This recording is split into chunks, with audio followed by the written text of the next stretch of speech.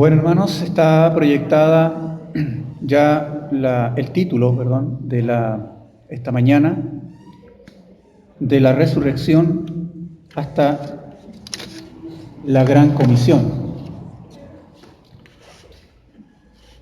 La semana pasada hablábamos de la importancia de la resurrección de nuestro Señor Jesucristo para poder fortalecer la fe, y de hecho es fundamental para el desarrollo del plan redentor de nuestro Señor Jesucristo. Y nos basamos en el libro de Primera de Corintios, capítulo 15. ¿Se lo recuerdan? Manaví que al menos lo recuerdo, ¿no? ¿Sabe que a veces nosotros, continuando de la resurrección hasta la Gran Comisión, a veces tenemos la idea o el concepto del que el Señor Jesús resucitó, se apareció a los discípulos y personas que enumeramos la semana pasada por medio del apóstol Pablo? Y luego el Señor Jesús descendió al cielo y de inmediato bajó el Espíritu Santo. Pero hay un tiempo. El Señor Jesús resucitó y si bien es cierto, hubo varias apariciones, pero el Señor no estuvo 3 días, ni una semana, con diferentes apariciones tanto en Jerusalén como en Galilea. De hecho, algunos manuscritos, especialmente de los evangelios apócrifos y los libros apócrifos, son los libros no inspirados por Dios, que no pertenecen a la regla o al canon de la Biblia, porque la Biblia, el Antiguo Testamento, tiene ¿cuántos libros? 39. Gracias, hermano. ¿No hay más bautistas acá? ¿Cuántos libros tiene el Antiguo Testamento? 39. ¿Ve? En la clase de escuela dominical. ¿Y cuántos libros tiene el Nuevo Testamento? 27. Entonces, si sumamos, ¿cuántos libros tiene la Biblia? 66 libros de la Biblia. Estos son los libros inspirados por Dios desde el Génesis al Apocalipsis y que pertenecen a la regla canónica, pero hay otros libros también porque hubo mucha literatura en ponerse de acuerdo qué libros pertenecían a la Biblia y qué no. Hubieron libros que se han llamado los libros apócrifos. Si ustedes se dan cuenta, la Biblia que tiene la Iglesia Católica Apostólica Romana tiene libros apócrifos, que son solamente para lectura, pero no son inspirados ni para la enseñanza para la Iglesia. Y en el año 1945 hubo un descubrimiento en las cuevas del Qumran, cerca del Mar Muerto, uno de los mayores descubrimientos de la historia arqueológica, y que se encontró en razón por casualidad, dice la historia, por un beduino pastor de ovejas que pastoreaba su ganado y se le perdió probablemente alguno y tiró una piedra hacia adentro de una de las cuevas, creo que en una de estas cuevas, que son muchas, y se cree que fueron escondidas en estas cuevas en la persecución por el emperador. Ya hablamos de esto la semana pasada, como una manera de ocultar los rollos de las escrituras porque eran quemados en vasijas de barro, y ahí se escondieron. Cuando el pastor de oveja tiró una piedra para ver si estaba su oveja o su cabra, creo yo, para poder empinarse así, sintió el ruido de algo, como si algo se quebró, y atraído por la curiosidad se encontró varias vasijas con rollos de las escrituras que datan del año 50 al año antes de Cristo, al año 66 después de Cristo. Mire los años que datan. Y hermanos, nosotros tenemos que dar gracias al Señor por la palabra de Dios. ¿Y por qué nosotros podemos decir de que la palabra que hoy día tenemos en nuestras manos es parte de los libros originales? Porque hasta esa altura del descubrimiento y después la traducción de la palabra de Dios, bueno, fíjese que se hicieron comparación porque se empezó a escribir la palabra de Dios a través de la ley oral. Porque se transmitía la ley ¿cómo? A través de la ley oral, oralmente. Los padres les contaban la historia a sus hijos y la repetirás a tus hijos, ¿cierto? Dice Deuteronomio.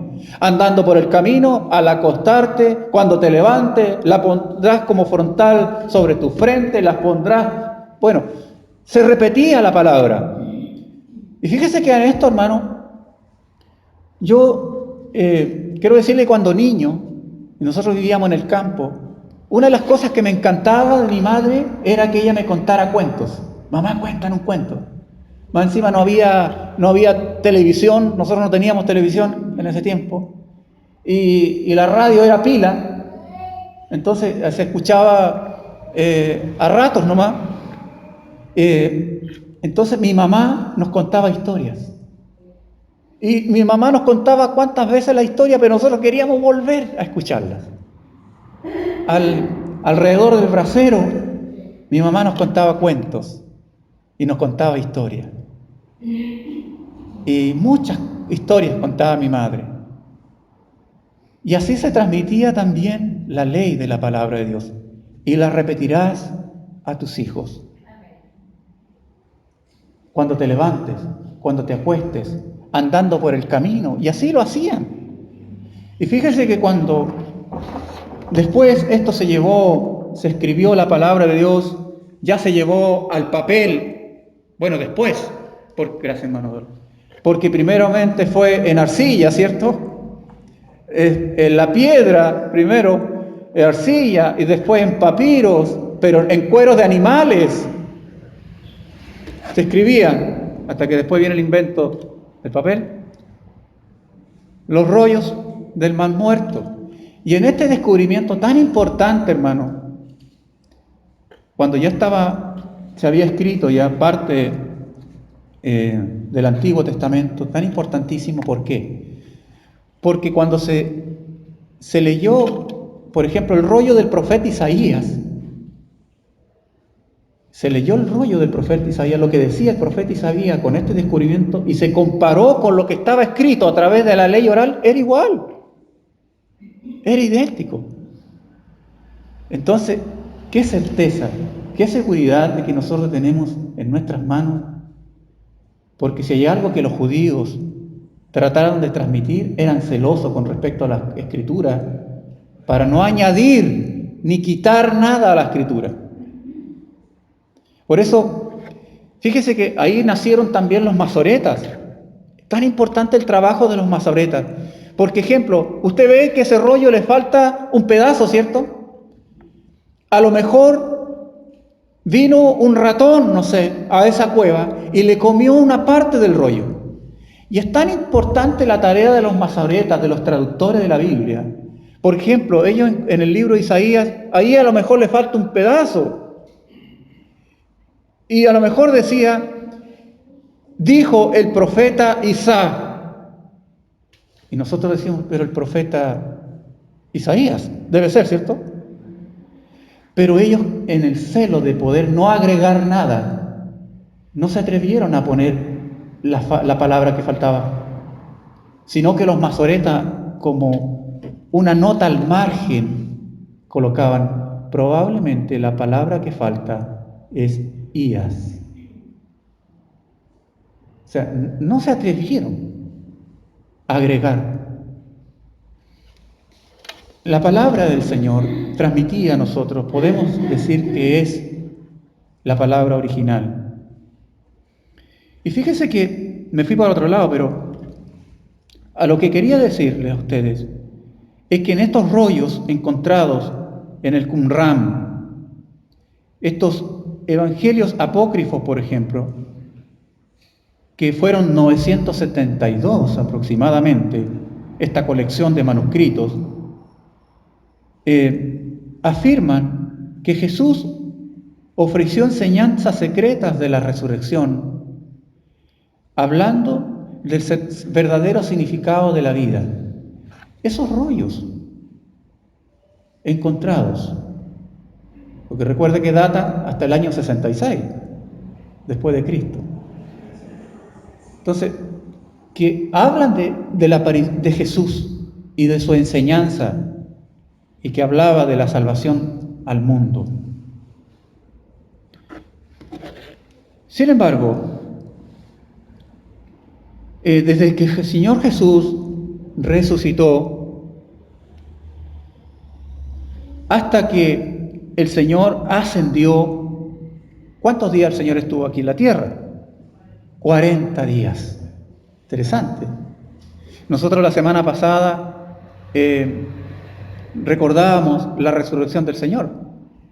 Pero mire lo que dice Hechos capítulo 1, versículo 3. A quienes también, después de haber padecido, se presentó vivo con muchas pruebas indubitables, apareciéndoles durante 40 días y hablándoles acerca del reino de Dios. Entonces nosotros tenemos muchas veces, pensamos que el Señor resucitó y luego ascendió, así de rápido. Pero Hechos, capítulo 1, versículo 3, dice que el Señor estuvo 40 días en diferentes apariciones, como dije yo recién, desde Jerusalén a Galilea. 40 días, entonces, de la resurrección a la ascensión pasaron 40 días. Y la venida del Espíritu Santo, de la ascensión hasta el día de Pentecostés hubo 10 días. O sea, 50 días, ¿no? A la venida del Espíritu Santo. Después de su ascensión, 10 días. O sea que el Señor Jesús, aproximadamente, si sacamos la cuenta, el Señor Jesús anduvo hasta como el 6 de junio. Interesante, porque a esta fecha llevamos una semana y el Señor Jesús todavía andaría con diferentes apariciones hasta el 6 de junio aproximadamente. Por eso se llama hasta el día de Pentecostés, que es el día de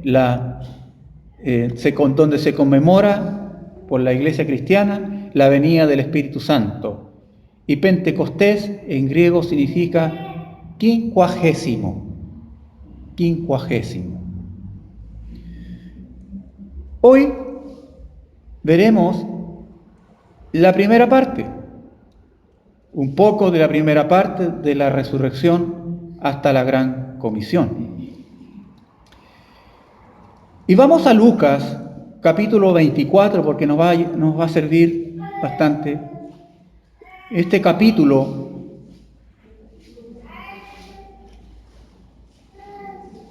hermanos, fíjese que Lucas, y este es un tema bien relevante también,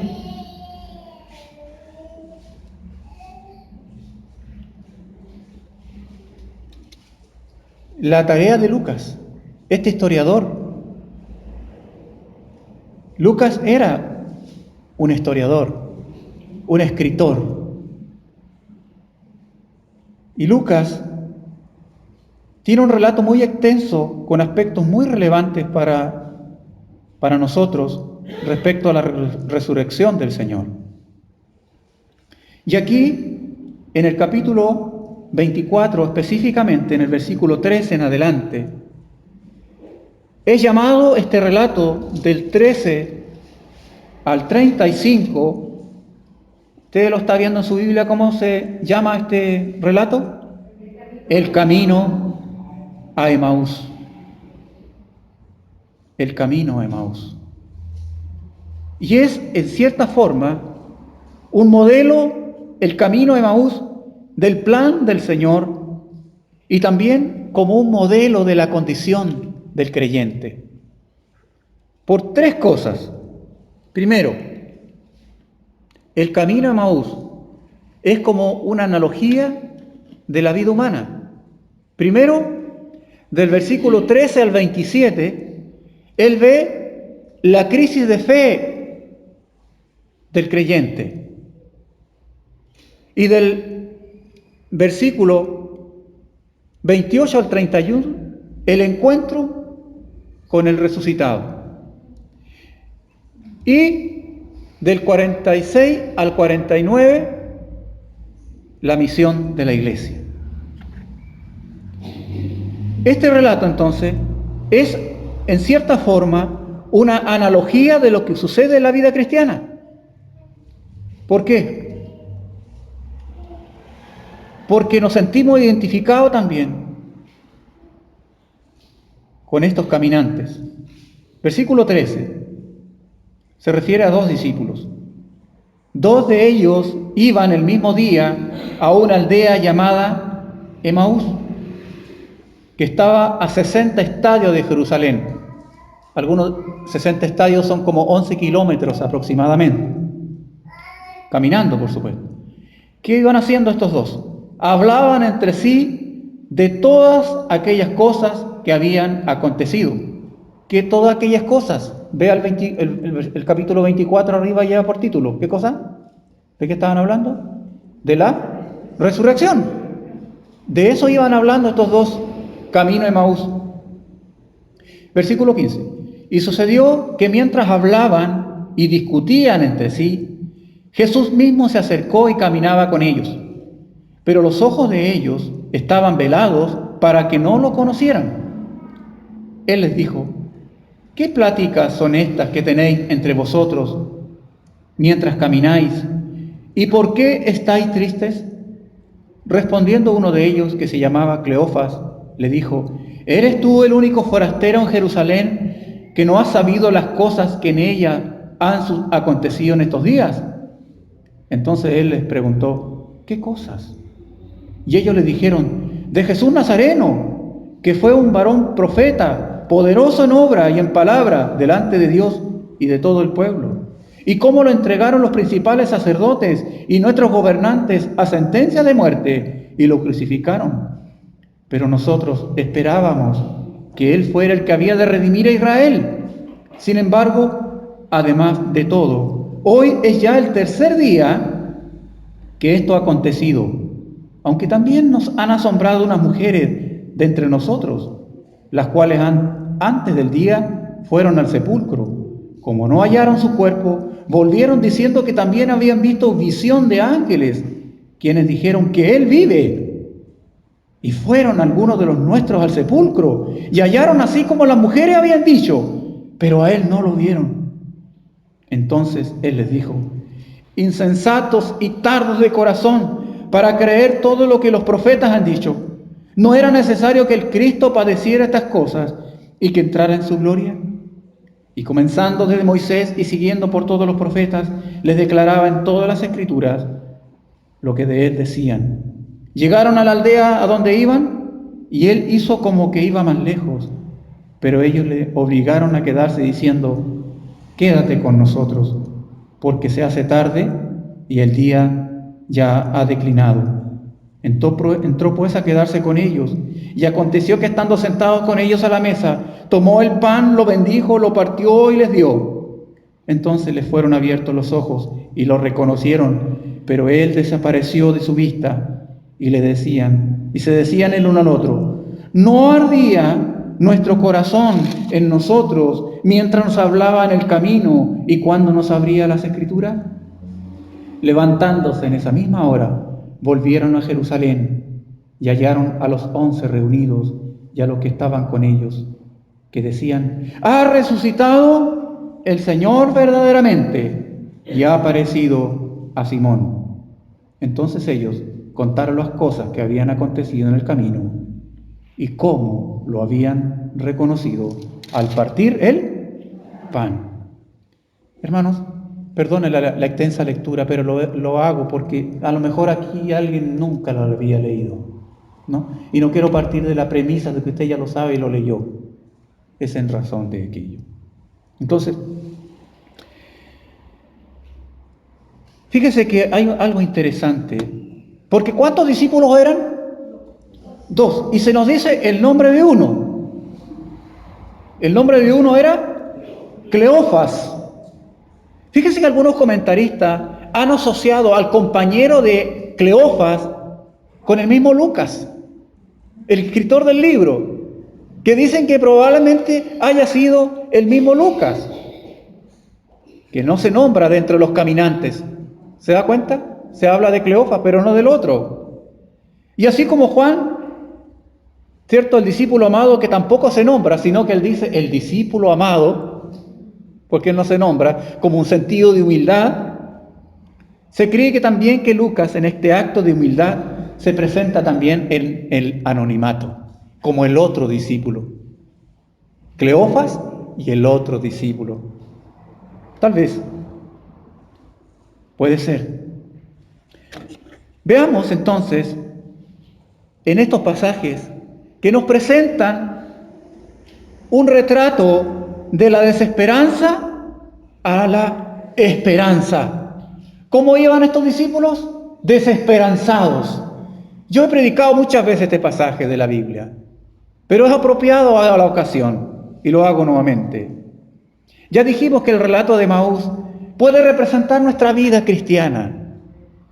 Nosotros podemos saber la verdad del Evangelio, podemos conocer la palabra de Dios, podemos conocer la Biblia, pero igual vivir vidas tristes, igual vivir vidas desalentadas, desanimadas. Estos discípulos conocían la palabra, pero usted los ve en qué condición están. Y en más de una oportunidad, somos también como aquellas mujeres que van al sepulcro preocupadas buscando de entre los muertos al autor de la vida.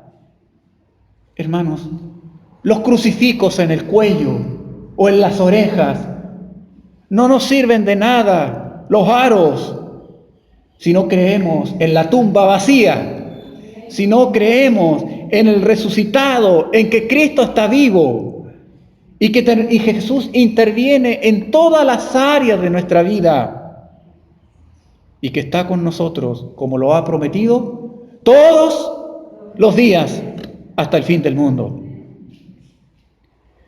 ¿Qué es para usted el día domingo? ¿Por qué nosotros insistimos en congregarnos todos los domingos? ¿Por qué insistimos? ¿Por qué mis hermanos viajan de allá del Sauce, como mi hermano que viene de allá de Sinterpar y está aquí en esta mañana? ¿Por qué mi hermana viene de allá de Pan de Azúcar del interior? ¿Por qué mi hermana viene de acá de las compañías? ¿Por qué mi hermana viene de acá de La Pampa? ¿Por qué insistimos en congregarnos todos los domingos? ¿Por qué razón? Cada semana. Porque nosotros tenemos la esperanza, tenemos la resurrección del Señor. Pero los discípulos de Emaús peregrinan con desesperanza. 2 discípulos de Jesús regresan ¿a dónde? Fíjese el movimiento. Ellos están en Jerusalén, donde ocurrieron todas estas cosas. Pero ellos ahora ¿a dónde van? A una pequeña aldea donde tal vez vivían antes, a 11 kilómetros caminando, desalentados, decepcionados, desesperanzados. 2 discípulos regresan a su casa. ¿Por qué? Porque ellos no tienen un Cristo vivo. Por eso, este es el mismo reflejo de aquellos creyentes que transitan por la vida, religiosos, pero vacíos de esperanza. Están decepcionados, vacíos, que buscan perfección en los demás creyentes y se decepcionan de los que van a la iglesia muchas veces, porque han sacado la mirada de Jesucristo, el Señor. ¿De qué puede usted conversar con un creyente que tiene a un Cristo muerto? ¿Le podrá edificar esa conversación a usted? ¿Le podrá usted levantar el espíritu? pueden en sus conversaciones edificar su vida? ¿Cómo vemos a estos discípulos según el versículo 17? ¿Cómo el Señor los ve? El Señor les pregunta, ¿qué conversación tienen ustedes mientras caminan? Y el Señor les dice, ¿y por qué están tristes? Porque tenían a un Cristo muerto.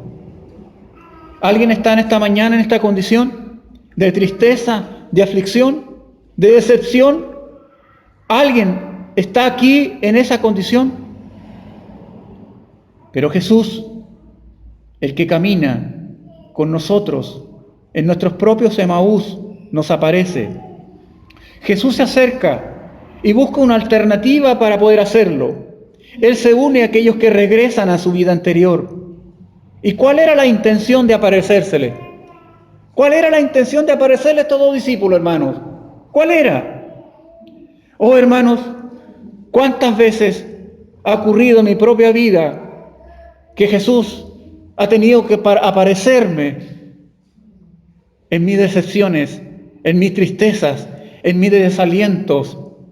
¿Cuántas veces Jesús camina y comparte nuestras frustraciones?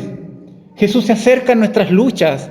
Jesús se acerca en nuestros pesares, en nuestras incomprensiones que muchas veces tenemos. Él camina. A veces, en más de una oportunidad, yo le decía al Señor, te equivocaste conmigo.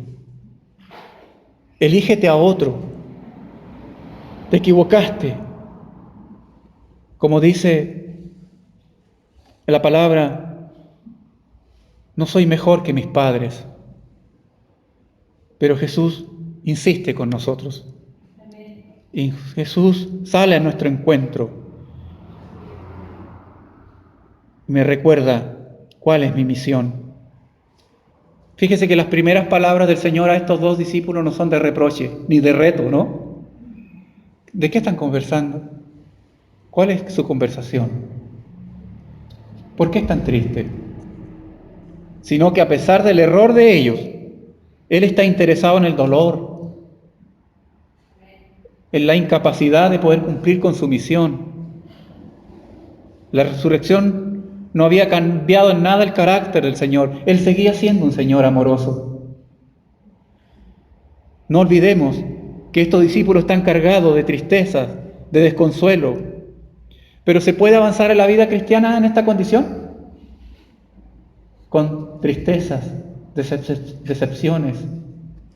¿Se puede? Jesús le aparece a quienes necesitan ser restaurados. Y Cleofas estaba sorprendido por el forastero que no supiera nada de los acontecimientos, cuando una de las cosas que se encargaban de hacer los romanos, sus ejecuciones eran públicas. ¿Con qué propósito? ¿Y a dónde? A donde todos lo vieran. Las ejecuciones romanas eran públicas de tal manera que todo el mundo lo supiera. Pero aquí aparece un forastero que parece que no sabe nada. ¿Eres tú el único forastero que no sabe lo que aquí está pasando? Es la pregunta de Cleofas. Estaba sorprendido. Nosotros tenemos que tener cuidado, hermanos. Jesús camina con nosotros en nuestros propios Emaús. Jesús nos aparece para recordarnos la realidad de nuestra misión.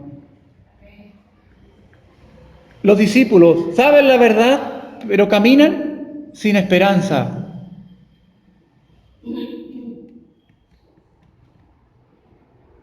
Sabían que Jesús era profeta, ¿o no? Porque ellos lo dicen. De Jesús, que fue un profeta, dice la palabra. ¿Acaso tú no sabes? Ellos sabían que el Señor era un profeta. ¿Qué más sabían? Sabían que Jesús hacía señales poderosas. También lo sabían. Y se lo dicen al forastero. ¿Qué más sabían? Sabía que Él hacía señales poderosas. ¿Qué más sabían estos discípulos? Sabían las circunstancias de la muerte. Sabían. Los discípulos saben la verdad, pero están en desesperanza. Pero van tristes. Saben las señales poderosas, pero van tristes. Saben y conocen la palabra que es poderosa, pero dejan el ministerio. Nos representa a muchos de nosotros. Saben de las circunstancias de la muerte. Hermanos, yo me he encontrado con gente, ya ha venido gente aquí a la iglesia y me ha hecho me ha relatado la palabra de Dios. Conocen textos de memoria y conocen mucho de la Biblia. Me he encontrado con varios borrachitos que me han dado clases de Biblia y saben, como uno que siempre me encuentro y me dice, pastor, al diablo lo tengo ahí abajo, yo lo tengo derribado, me dice. ¿No tiene una luquita ahí para...? Saben la Biblia. Los discípulos sabían que era profeta, sabía sus señales poderosas, sabía que, hermano, ahora le habían llegado, que él había resucitado. Pero ¿cómo andan? Tristes, desalentados, desanimados. Estaban muy bien informados, pero tenían conocimiento, pero viven en desesperanza. Segundo, ¿cómo le dice el Señor? Ellos eran tardos e insensatos para creer. ¿No dice el versículo 25? ¿Qué le dijo el Señor? Insensatos y tardos de corazón para creer todo lo que los profetas han dicho. ¿Por qué? Porque como Tomás, ellos esperaban ver para creer. Ver para creer. ¿Por qué? Porque no habían creído lo que los profetas habían anunciado. Podemos conocer la Biblia, podemos saber de ella, pero vivir en desesperanza, ser tardos e insensatos. Por un trámite que tuve que hacer, fui rápidamente con mi esposa el viernes en la tarde y regresé ayer a mi pueblo y estuve un rato con mi madre. Y mi madre me conversaba que mi hermano mayor la fue a visitar y le dijo, mamá, ¿qué estás leyendo? Y ella le dice, estoy leyendo el libro de Génesis. Y ella le dice, oye, ¿te has fijado? No, ella dice, oye, pero qué terrible, dice ella. ¿Sabes que Abraham e Isaac, los dos están ciegos? Y mi hermano se para del sillón y le dice, ¿qué? ¿Qué le pasó a mi hermano y a mi sobrino? Mi hijo se llama Isaac y yo Abraham. Tonto, le dice, te estoy hablando de Génesis.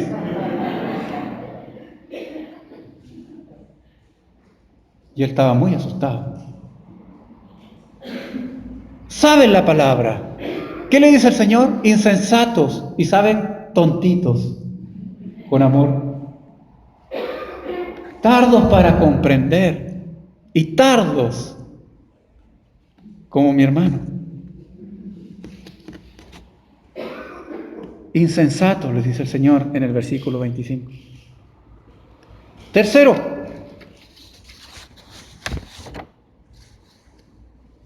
los discípulos del camino, sus corazones fueron nuevamente iluminados. ¿Iluminados por qué? Por medio, ellos mismos lo relatan, en el versículo 32, dice el versículo 32, y decían el uno al otro, ¿no ardía nuestro corazón en nosotros? ¿Pero cuándo? Mientras nos hablaba en el camino. ¿Y cuándo? Nos abría las Escrituras. El corazón volvió a arder nuevamente en ello, por medio de la palabra y también por medio de la presencia de Jesús. Antes estaba muerto. Y, hermanos, en un principio les pregunté a ustedes, ¿Cuál era el propósito principal de que Jesús les apareciera a los discípulos de Emaús? Claro, por supuesto, resucitarles la fe, animarles, que recobraran la esperanza, pero lo principal es que regresaran a cumplir con su llamado, con su misión, que volvieran a su ministerio. Y quienes en la palabra de Dios, en la historia, todos quienes fueron testigos de Cristo, pagaron el costo de su testimonio. Recuerde, ¿dónde iban ellos? A la aldea de Emaús. ¿Y dónde tenían que regresar? A Jerusalén. ¿Y usted sabe lo que acontecía en Jerusalén? La gran persecución. Y todos los cristianos a través de la historia la sufrieron. A modo recordatorio, porque ya lo he visto nuevamente, Jacobo, por ejemplo, medio hermano del Señor, fue arrojado desde más de 100 pies del techo del templo y luego azotado con palos hasta morir por predicar que su hermano resucitó de los muertos por la resurrección. Judas, otro medio hermano de Jesús, fue traspasado con flechas por rehusar negar que Jesús, su hermano, había resucitado de los muertos. Santiago, hijo de Zebedeo, fue decapitado en Jerusalén. Y bueno, ahí dice, esta es la tradición, dice que el soldado que lo llevaba para decapitarlo en el camino, al ver la convicción de este hombre, él también se entregó a Cristo.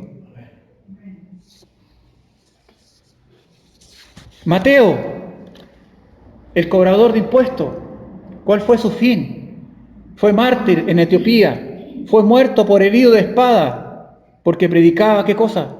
La resurrección del Señor. Marcos murió en Alejandría, arrastrado por caballos en las calles, hasta que estaba muerto, porque él también predicaba, ¿qué cosa? La resurrección del Señor. Lucas, de quien estamos leyendo en esta hora, fue colgado en Grecia por predicar la resurrección de Jesús. El único que se escapó fue Juan, entre comillas, ¿cierto? Escapó milagrosamente después de haber sido echado en una olla hirviendo, pero quedó con terribles quemaduras, cicatrices en su cuerpo por toda la vida. Fue exiliado a la isla de Pasmo por predicar la resurrección de Cristo, donde murió siendo el más anciano de todos los discípulos, que vivió más de 90 años. Él también fue torturado y exiliado por predicar que Jesús resucitó de los muertos. Y Pedro, ¿se acuerdan del temeroso? Fue crucificado cabeza abajo sobre una cruz en forma de X. La tradición dice ¿por qué? ¿Se acuerda usted por qué? Él no quiso ser crucificado en la misma cruz de Jesús porque él se sentía indigno de ser crucificado como el Señor. Mataron a Pedro en los tiempos de Nerón por predicar que Jesús había resucitado. Bartolomé, también conocido como Natanael, era misionero en la provincia romana de Asia.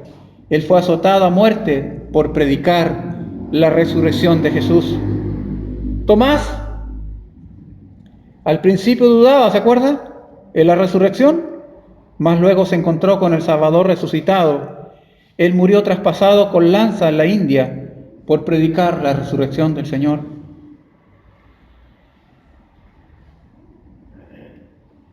Matías, el apóstol escogido para reemplazar a Judas el traidor, fue apedreado, luego decapitado por predicar a Jesús resucitado.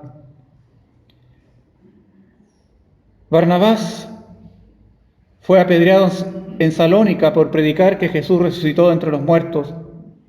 Y el más grande de todos, que no ha habido otro más grande después de Jesús, el gran apóstol Pablo, fue torturado y finalmente decapitado en Roma por el malvado emperador Nerón. Pablo padeció encarcelamiento largo mientras estaba en la prisión por predicar la resurrección del Señor. Todos estos apóstoles dieron sus vidas por la predicación de la resurrección de Cristo. Esto ocurrió después que Jesús resucitó de los muertos. Predicaron en todas partes y ellos decían: al Señor hemos visto. Ellos murieron proclamando el Evangelio. ¿Y por qué? Porque no podemos dejar de decir lo que hemos visto y oído. Ese era su lema. ¿Cómo estaban los discípulos al momento de su resurrección? Estaban con miedo e incredulidad. Fíjese que la resurrección no fue un hecho creíble así, apareció Jesús y creyeron de inmediato. Ellos dudaron también. No fue un hecho creíble a la primera por los mismos discípulos.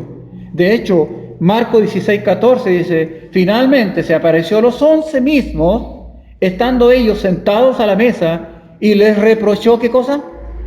Su incredulidad.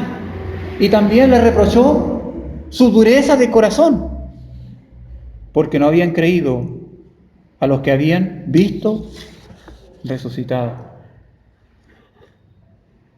Hermanos, ¿cómo estaban los discípulos en el momento de la resurrección? Estaban en un tiempo de agitación e inquietud. Por eso el Señor les aparece. ¿Y qué les dice? En Lucas 24:36. Le dice el Señor: mientras ellos aún hablaban de estas cosas, Jesús se puso en medio de ellos y le dijo: paz a vosotros.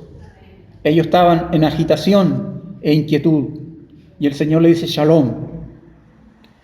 ¿Cómo estaban los discípulos al momento de la resurrección? Estaban incrédulos, estaban confundidos. Por eso Jesús les abrió el entendimiento. En Lucas, que estamos en el capítulo 24, versículo 45, dice: entonces les abrió el entendimiento. ¿Para qué? Para que comprendiesen las Escrituras. Dios nos abra a nosotros el entendimiento para entender las Escrituras. ¿Cómo estaban los discípulos al momento de la resurrección? Él les dio pruebas convincentes de que Él era. ¿Se acuerdan cuando el Señor Jesús hubo una gran tormenta, una gran tempestad, y el Señor avanzó sobre ellos en el mar? ¿Qué dijeron? Un fantasma. Pero para que el Señor no creyeran de que era un fantasma, fíjese que la palabra de Dios, ¿qué dice? Miren mis manos y mis pies. Estoy en Lucas 24, 39 al 43. Miren mis manos y mis pies. Estas son las pruebas convincentes. Palpad y ved. ¿Se puede palpar a un fantasma? Palpad y ved. No quede duda. Tengo carne. Él tenía carne y huesos. Como veis, yo tengo, dice el versículo. Diciendo esto, les mostró las manos y los pies. Y como todavía ellos de gozo, ¿se puede, hermano, no creer de gozo? ¿Estaban tan contentos que no creían? Puede ser. Y ellos, dice, estaban maravillados. Les dijo: ¿tenéis aquí algo de comer? No porque tenía hambre, sino para demostrarles que Él no era un fantasma. Entonces les dieron parte de un pez asado y un panal de miel, y Él lo tomó y comió delante de ellos. Les dio pruebas convincentes. ¿Tenéis algo de comer? Comió delante de ellos.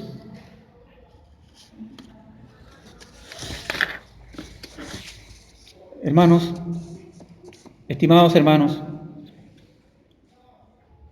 volviendo a los caminantes, a estos peregrinos, es posible que un verdadero creyente tenga tropiezos en el camino.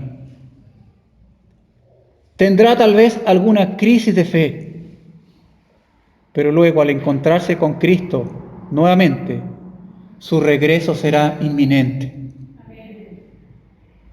Si ella o él por un momento se ha apartado, regresará. Su regreso será inminente.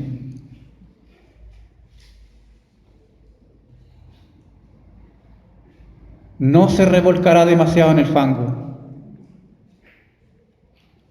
ni en su tristeza, ni tampoco en su dolor. El discípulo pronto estará de regreso.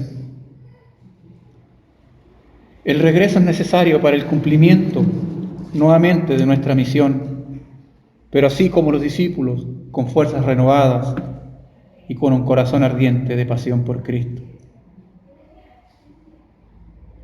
¿Y usted en qué lugar está? ¿Está en Emaús o en Jerusalén? ¿Dónde está espiritualmente ahora? Hay mucha diferencia entre Emaús y Jerusalén, la cuna del cristianismo, que es la aldea donde van los decepcionados, los tristes, amargados, por diferentes razones. ¿Dónde estás tú?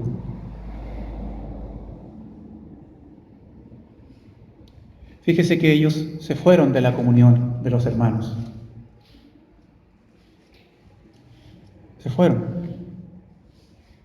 ¿Usted ahora está caminando en el sentido correcto o va de retorno a su vida anterior?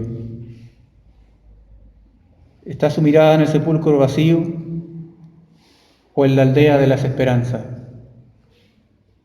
¿Está escuchando hoy la voz de Dios para que retorne al verdadero camino?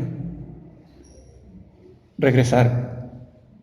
Regresen, le dice el Señor. Fíjese que los peregrinos no reconocieron a Jesús, pero sí, el fuego y el poder de sus palabras hicieron arder sus corazones. ¿No dice el versículo 32?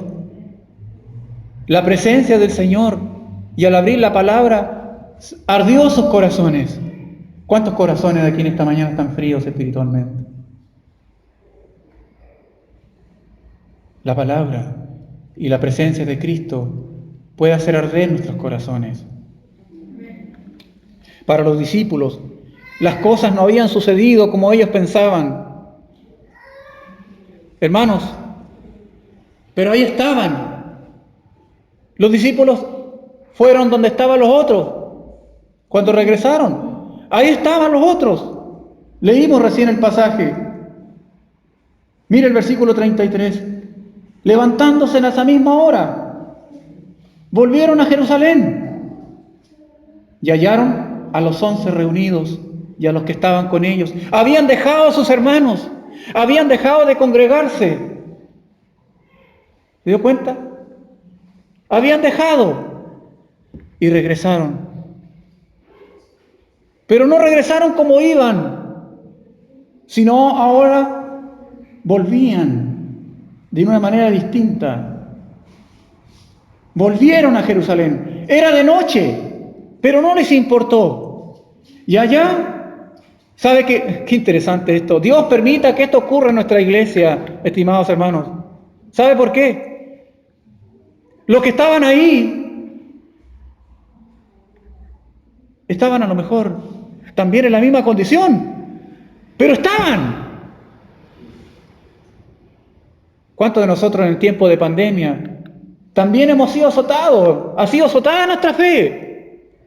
También nos ha visitado el desaliento, pero hemos estado. Aquí estamos. Aquí hemos permanecido. Y no ha sido fácil hacerlo. Pero Dios permita que ocurra esto. Porque esos dos que se habían ido, regresaron a la iglesia, pero regresaron con buenas noticias. Esos regresaron renovados y animando a los que estaban allá adentro. Yo espero que mis hermanos que no se han congregado todavía, que han quedado al margen de la iglesia y han sido sacudidos como a trigo en este tiempo, hermano, de pandemia, puedan regresar, pero como estos dos discípulos de Emaús, con buenas noticias. Ha resucitado el Señor verdaderamente. Ha resucitado. Y contando las cosas de cómo el resucitado les volvió a aparecer el camino y les dijo que volvieran a la iglesia, a la comunión de la fe.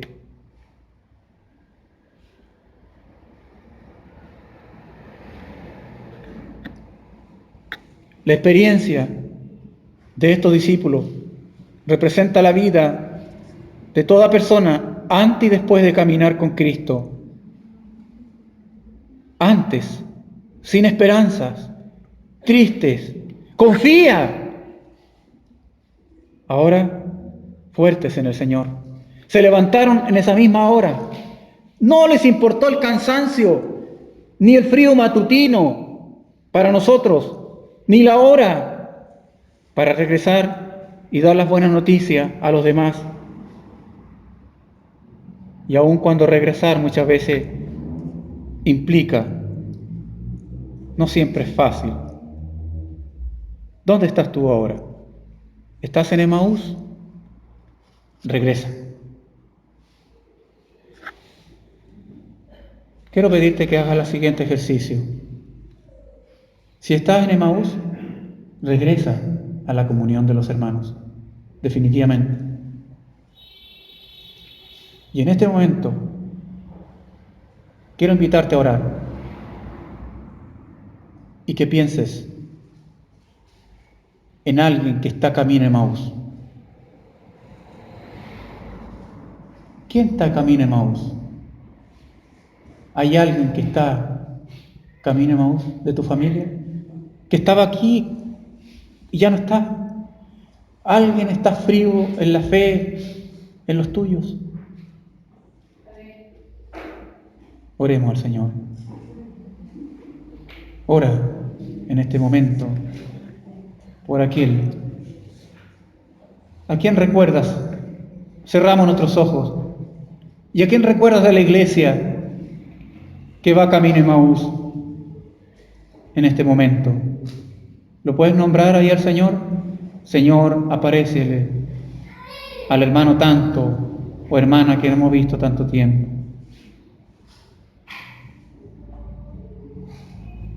Yo mismo, de mi familia, tengo un hijo en Emaús y yo pido sus oraciones por él en esta hora. Yo sé que hermanos oran por él y me preguntan por él todos los domingos. ¿Y tú? ¿A quién tiene tu familia en Emaús? Oremos al Señor. Señor,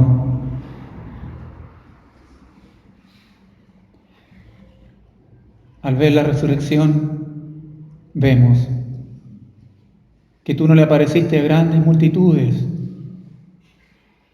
ni tampoco fuiste al templo y decir, aquí estoy vivo y resucitado. No, tú le apareciste a personas específicas, a grupos pequeños, Señor. Quiero presentarte a todos aquellos que han ido de regreso en tiempos de pandemia, que se han enfriado su fe, que vuelvan a arder sus corazones, Señor. Como estos discípulos. ¿No ardía en nosotros nuestros corazones cuando Él partía el pan y cuando abría las Escrituras? Señor, quita el hielo y la frialdad del corazón de tus hijos y que vuelva a arder, que vuelvan a apasionarse por ti una vez más, Señor. Te presentamos a integrantes de nuestra familia que están allá en Emaús, que a lo mejor se sabe la Biblia completa, Señor, que pueden recitar pasajes de las Escrituras, que saben la historia de la redención, pero como estos discípulos que sabían lo que los profetas habían dicho, que sabían, Señor Dios, lo que las Escrituras decían, que sabían y tenían conocimiento, y aún así estaban de regreso a su vida anterior. Oramos en esta hora, Señor, por aquellos que tienen conocimiento de Cristo, y tú les aparezcas. En esta hora, Señor, te pido especialmente por esta comunidad de fe, por nuestros hermanos que hemos extrañado y que cada día oramos. Y también te presentamos a nuestra familia para que vuelvan a arder sus corazones. Tal vez un hijo, tal vez una hija. Señor, para ti no es nada imposible. Tú puedes reinvertir todo, Señor.